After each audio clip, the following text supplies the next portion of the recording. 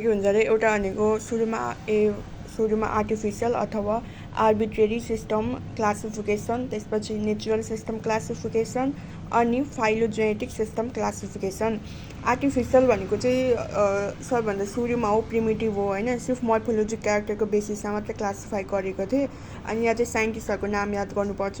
एउटा हुनुहुन्छ Aristotle. So Aristotle भनेको उनले चाहिँ एनिमल्सलाई रेड ब्लड सेलको प्रेजेन्स र एब्सेन्समा चाहिँ क्लासिफाई गरेका थिए र उनले बुकको नाम लेखेका थिए हिस्टोरिया एनिमलिया। त्यसपछि आउँछ थियोफ्रास्टस। थियोफ्रास्टस भनेको फादर अफ बोटनी र उनले चाहिँ लेखेको थिए बुकको नाम Historia Plantarum, oldest book of botany. त्यसपछि आउँछ प्लाइनी इल्डर। प्लाइनी इल्डरले चाहिँ प्लान्ट्स र एनिमल्स दुवैको बारेमा एक्सप्लेन गरेका थिए, बुकको नाम हो नेचुरल हिस्ट्री।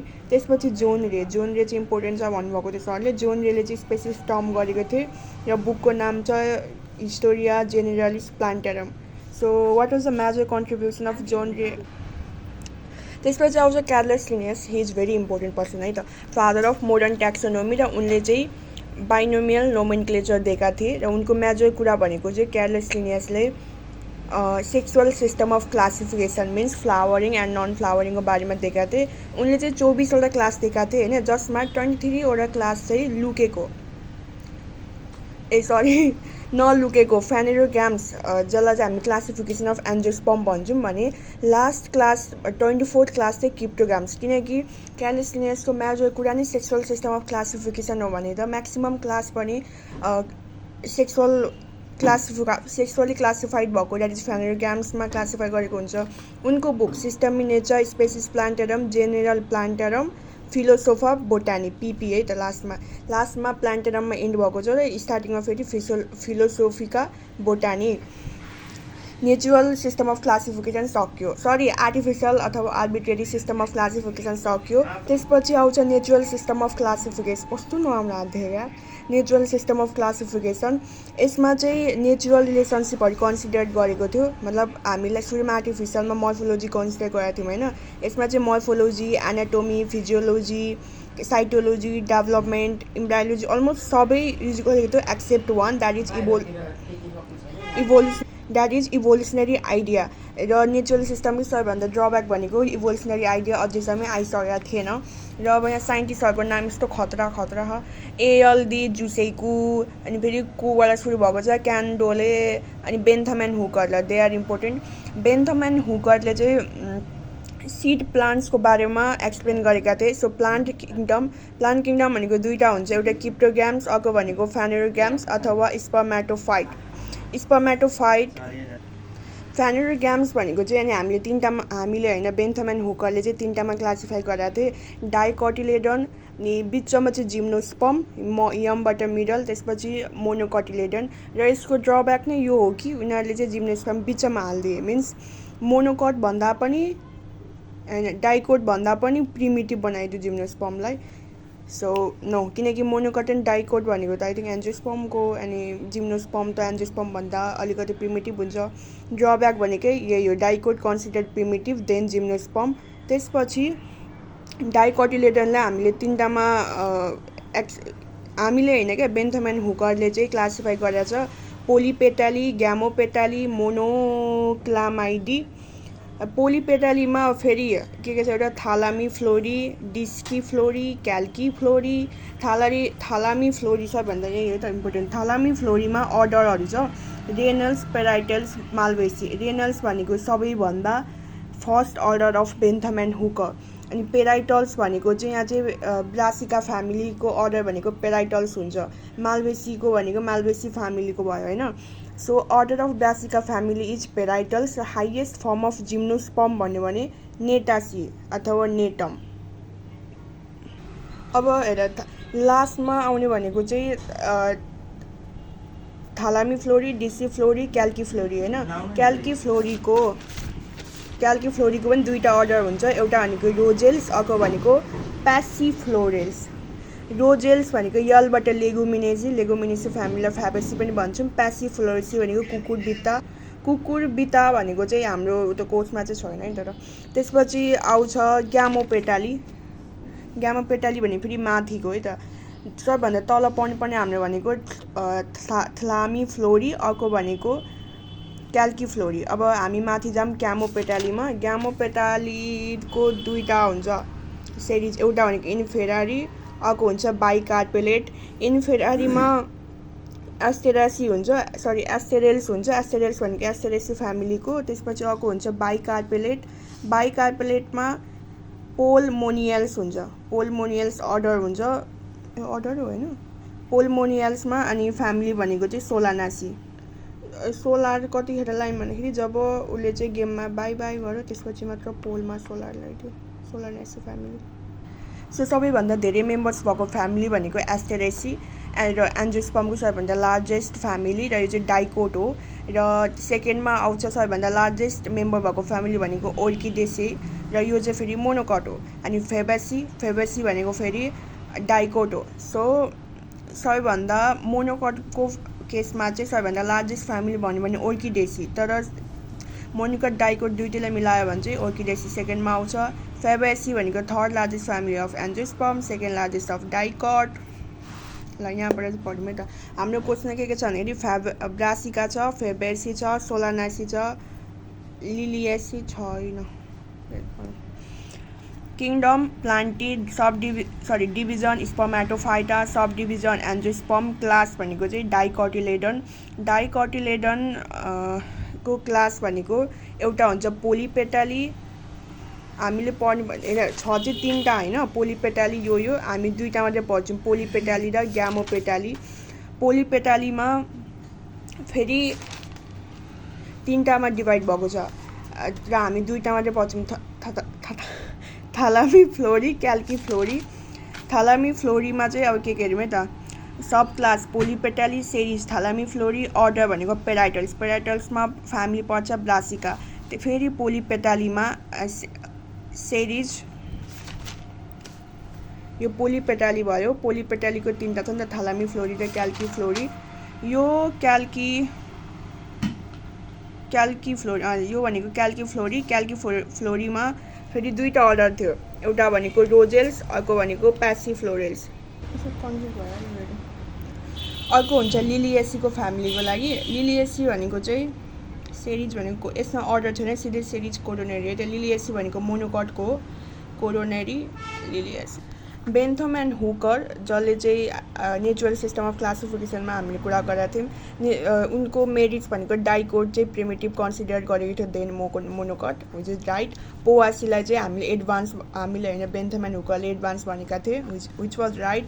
डिमेट्स भनेको फर्स्ट भनेको जिम्नोस्पर्म चाहिँ डाइकोट र मोनोकटको बिचमा राखेको थियो, र ओर्किडोसी फ्यामिलीलाई प्रिमिटिभ राखेको थियो, जो कि होइन, किनकि ओर्किडेसी भनेको मोनोकट फ्यामिली हो र मोनोकट भनेको एडभान्स हुन्छ।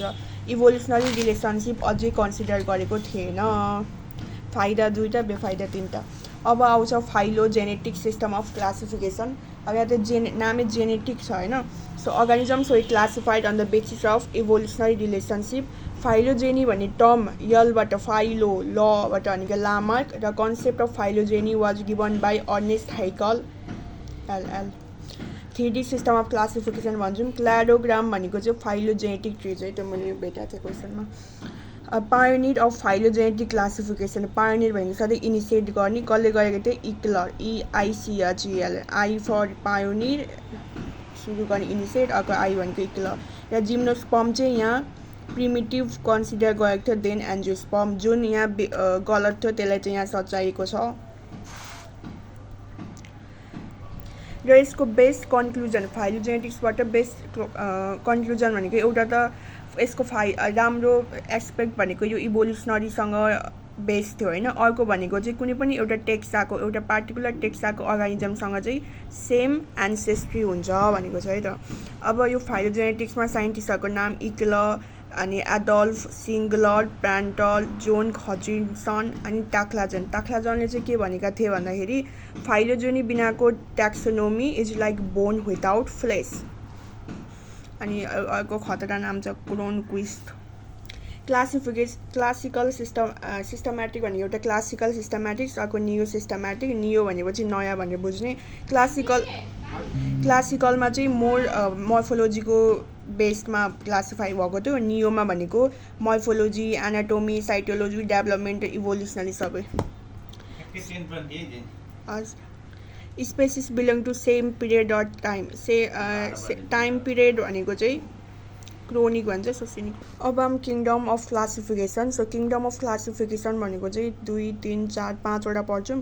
दुईवटा किङडम अफ क्लासिफिकेसन, दुईवटा भनेपछि सरी क्यारलेस सिनेस भनेर सम्झिने, प्लान्टी र एनिमलिया। र यसमा चाहिँ के थियो भन्दाखेरि क्लासिफाई गरेको on the basis of cell wall छ कि छैन मेन, अनि सेल वालको या लास्टबाट लोकोमोसन एन्डबाट न्युट्रिसन है त, कि उनीहरूले आफै फुड बनाउन सक्छन् कि सक्दैनन्। सेल वाल छ भने प्लान्टी, छैन भने एनिमलिया। अब algae, bryophyta, gymnosperm, pteridophyte, angiosperm सबैमा सेल वाल प्रेजेन्स हुन्छ किनकि प्लान्ट भइहाल्यो। र ब्याक्टेरिया र फङ्गाईमा पनि सेल वाल हुन्छ। सो तिनीहरूलाई चाहिँ प्लान्टीमा राख्यौँ भने एनिमलियामा प्रोटोजोआ जो कि युनिसेलुलर हुन्छ र सबै एनिमल्सहरू। र अकर्डिङ टु अब दुईवटा किङडम क्लासिफिकेसनमा ब्याक्टेरिया कहाँ इन्क्लुड भएको थियो, प्लान्टीमा, किनकि योसँग सेल वाल थियो। टिस्यु चाहिँ अर्गनाइज, अब है त टिस्यु अर्गनाइज छैन भने चाहिँ हामी छुट्टै किङडममा राखौँ भन्ने आउँछ कुराहरू आउँछ। So three kingdom classification T छ। थ्री किङडम क्लासिफिकेसनमा टिस्युको चाहिँ क्लासिफाई भएको थियो, त्यसपछि थालोज। थ्री किङडम सिस्टम भनेको भने यताबाट फर्काइदिने, सो अर्नेस्ट हेकल। र यो चाहिँ based on lack of tissue organisation, जसको पनि टिस्यु अर्गनाइज भएको हुँदैन त्यसलाई चाहिँ यता राख्छौँ, युनिसेलुलर एन्ड थालोज। जसको टिस्यु अर्गनाइज भएको हुँदैन त्यसलाई चाहिँ थालोज। सो एउटा थपियो प्लान्टी र एनिमलिया थियो, र अर्को नयाँ भनेको प्रोटिस्टा थपियो। र यो प्रोटिस्टा भनेको चाहिँ जसमा टिस्यु क्लासिफाइड भएको छैन, that is thallose, unicellular and thallose. Bacteria पनि थालोज हो, अल्गी ब्याक्टेरिया थालोज हो, जे पनि टिस्यु क्लासिफाइड भएको थिएन। ब्याक्टेरिया, अल्गी एन्ड फङ्गाई, यो चाहिँ थालोजको कारणले त। सो थ्री किङडम क्लासिफिकेसनमा ब्याक्टेरिया भनेको चाहिँ प्रोटिस्टामा राखियो। फोर किङडम्स क्लासिफिकेसन भनेको कोपल्यान्डले दिएका थिए, र यो चाहिँ on the basis of complexity of cell structure. Complexity भनेको प्रोक्यारियोटिक र युक्यारियोटिक है त। अर्को एउटा म कन्फ्युज बडी अर्गनाइजेसनमा। सो बडी भनेपछि चाहिँ युनिसेलुलर र मल्टिसेलुलर हो, बट कम्प्लेक्सिसिटी अफ सेल भनेको चाहिँ प्रोक्यारियोटिक। कम्प्लेक्सिसिटीको जुन पी छ नि, यो चाहिँ प्रोक्यारियोटिक र युक्यारियोटिकको बारेमा भन्छ। कोपल्यान्डले चाहिँ माइकोटा भनेका थिए, उनले चाहिँ सिधै मोनेरा भनिसकेका थिएनन्, र पछि एलेन र डटरीले चाहिँ मोनेरा भन्ने टर्म युज गरेका थिए। र तिनवटा अलरेडी थियो, प्रोटिस्टा, प्लान्टी, एनिमलिया। नयाँ आउँछ मोनेरा। मोनेरा भनेको चाहिँ प्रोक्यारियोटिक अर्गानिजम्स। अब यसमा प्रोटिस्टा जुन छ, प्रोटिस्टा भनेको चाहिँ युनिसेलुलर किनकि टिस्यु क्लासिफाइड भएको थिएन, बट युक्यारियोट्स। र फङ्गाई चाहिँ अब प्लान्टीमा राख्न थालियो। यो फङ्गाईले चाहिँ धेरै नै इम्पोर्टेन्स दिन्छन् होइन, कि फङ्गाईको मोड अफ न्युट्रिसन चाहिँ धेरै डिफ्रेन्ट छ। कि नेक्स्ट किङडम क्लासिफिकेसनमा चाहिँ अनि फङ्गाईको मोड अफ न्युट्रिसनलाई धेरै क्लासिफाई, मेन बेसिसमा क्लासिफाई गरिएको थियो। Now we come here it comes 5 kingdom classification, R H Whittaker. So यसको बेसिस भनेको चाहिँ सुरुमा मोड अफ न्युट्रिसन भयो, अनि complexity of cell, body organisation that is unicellular अथवा मल्टिसेलुलर। अर्को इकोलोजिकल रोल, कि अर्गानिजमले चाहिँ इकोलोजीमा के को रोल प्ले गर्छन् त, प्रोड्युसरको कि कन्ज्युमरको कि डिकम्पोजरको कि। र लास्टमा भनेको इभोल्युसनरी रिलेसनसिप। र अल्सो उनीहरूले कन्सिडर चाहिँ गरेका थिए त, अब मेन बेसिस चाहिँ नभनौँ, मोड अफ रिप्रोडक्सन पनि कन्सिडर चाहिँ गरेका थिए। 5 किङडम क्लासिफिकेसनमा 5 मेन बेसिस र रिप्रोडक्सन पनि कन्सिडर गरेका थिए। मोनेरा, सो मोनेरा भनेको unicellular and prokaryotic. Then we come here Protista भनेको चाहिँ डाइभर्स हो है त, डाइभर्स क्लासिफिकेसन हुन्छ। र इन्टरमिडिएट किङडम पनि भन्ने गर्छौँ, युनिसेलुलर एन्ड युक्यारियोट्स। सुरुमा हुन्छ फोटोसिन्थेटिक प्रोटिस्टा द्याट इज डिनोफ्ल्याजेलेट्स, डाइएटोम्स र युग्लेनोइड्स। र यो डिनोफ्ल्याजेलेट्स र डाइएटोम्सलाई चाहिँ हामी मेजर फाइटोप्लाङ्क्टन्स अथवा चिफ प्रोड्युसर इन एक्वेटिक ह्याबिटेट पनि भन्ने गर्छौँ। त्यसपछि आउँछ प्रोटिस्टा 3 खालको हुन्छ क्या, एउटा आफूले खाना बनाउने फोटोसिन्थेटिक, अर्को कन्ज्युमर र डिकम्पोजर। कन्ज्युमरको पनि काम गर्छ द्याट इज एनिमल, र डिकम्पोजर मिन्स फङ्गाईको पनि एक्ट गर्छ, जसलाई भन्छ हामी स्लाइम मोल्ड। र अर्को भनेको प्रोटोजोआ प्रोटिस्टा जो कि हामी जियोलोजीमा पढ्ने गर्छौँ। सो यति धेरै डिफ्रेन्ट खालको क्लासिफिकेसन छ नि त। सो हामीलाई डाइभर्स क्लासिफिकेसन र इन्टरमिडिएट किङडम पनि भन्ने गर्छौँ। त्यसपछि त्यसपछि आउँछ प्लान्टी, एनिमलिया, फङ्गाई। फङ्गाईलाई चाहिँ अब हामीले छुट्टै किङडममा राख्यौँ है त। प्लान्टीको मोड अफ न्युट्रिसन भनेको चाहिँ होलोफाइटिक, मिन्स आफै खाना बनाउँछ, होलो अनि फाइटिक, होलोजोइक। अनि फङ्गाईको भनेको एब्जर्प्सन गर्छ। इकोलोजी रोल भनेको प्लान्टीको प्रोड्युसर, एनिमलियाले कन्ज्युम गर्छ, कन्ज्युमर, र फङ्गाईको डिकम्पोजर। र अल्गीको अझैसम्म मजाले क्लासिफाई गरेको छैन होइन। सो अल्गीमा चाहिँ अल्गी कतिवटा किङडममा पर्छ त भन्दाखेरि एउटा मोनेरामा ब्लुबिन अल्गी, त्यसपछि प्रोटिस्टामा डिनोफ्ल्याजेलेट्स, डायाटोम्स, त्यसपछि आउँछ प्लान्टी। प्लान्टीमा फेरि मल्टिसेलुलर फर्म अफ अल्गी जुन हामी त्यत्रो पढ्छौँ, red algae, brown algae, green algae. Most diverse mode of nutrition है त। मोड अफ न्युट्रिसन डाइभर्स भएको चाहिँ ब्याक्टेरिया, द्याट इज मोनेरा। ब्याक्टेरियाको के हुन्छ एउटा chemoautotrophic, photoautotrophic, heterotrophic. Most diverse mode of nutrition भन्नु भने चाहिँ ब्याक्टेरिया। तर डाइभर्स किङडम भन्यो भने चाहिँ प्रोटिस्टा, किनकि 3 खालको छ। र इन्टरमिडिएट किङडम पनि भन्छौँ प्रोटिस्टालाई नै। पनि एउटा छोडेर सक्दिहालौँ तर कोर्समा चाहिँ छैन। 3 डोमेन्स अफ लाइफ जो चाहिँ highest level of biological classification पनि भन्छौँ, र यसलाई चाहिँ हामी 6 किङडम क्लासिफिकेसन पनि भन्छौँ, जसले चाहिँ कार्ड उजले दिएको। र के को बेसिसमा भन्दाखेरि इन्टेन्सिभ फाइलोजेनी, यो सबै जेनेटिक्सको बारेमा छ।